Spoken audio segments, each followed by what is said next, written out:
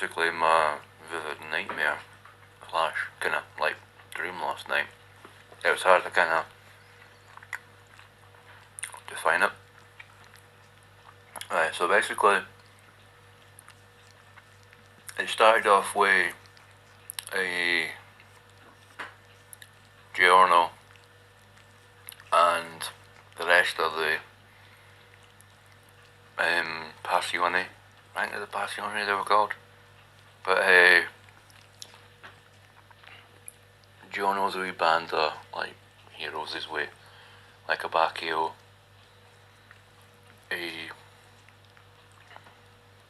yeah, you all know the names of the characters. So for some strange reason, Abacchio and Mista were mucking about in the front porch area. They had like a mafia mansion they were in. You know the ones I'm talking about. Giorno and all that were through in like the living room and that. And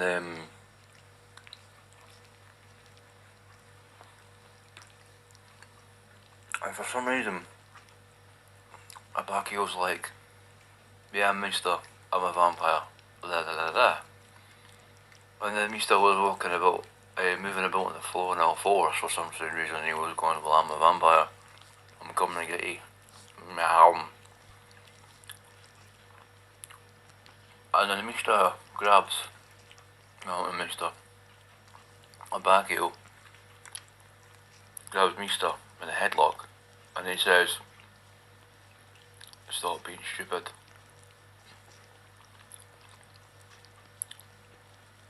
Vampires and werewolves don't exist. And then Mister turns around and he's like, well, you don't know that, Abacchio.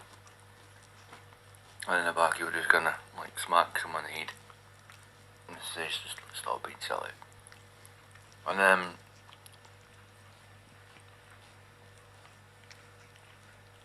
he goes to a restaurant place and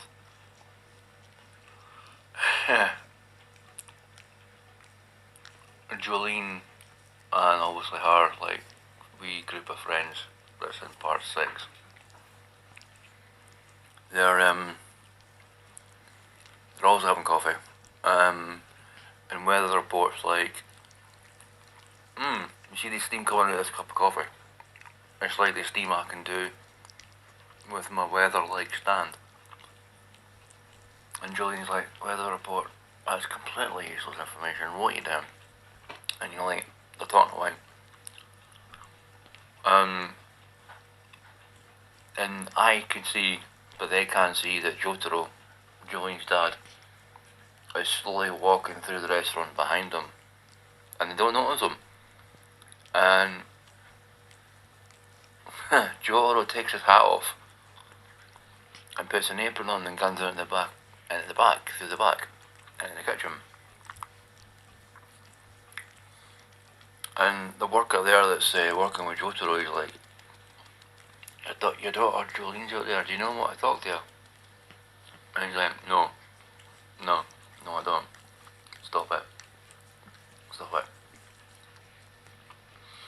And that was the point where I had to wake up and go to the bathroom, because in my head I imagined Jotaro without a hat on, wearing an apron, and it was the funniest shit you could have seen.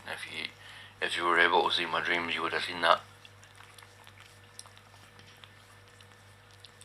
And then it gets all freaky.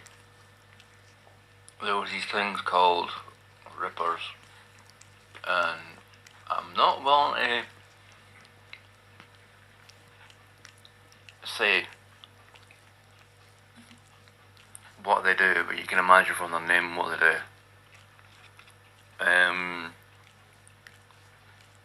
Now these things, they only go after human beings, non-stand users.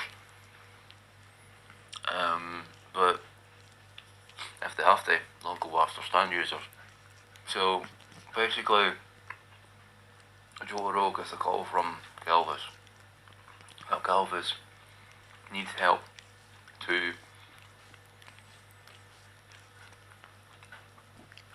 with an investigation, and he says to Jotaro, "I'm on back to the forest. I'm standing next to an abandoned building.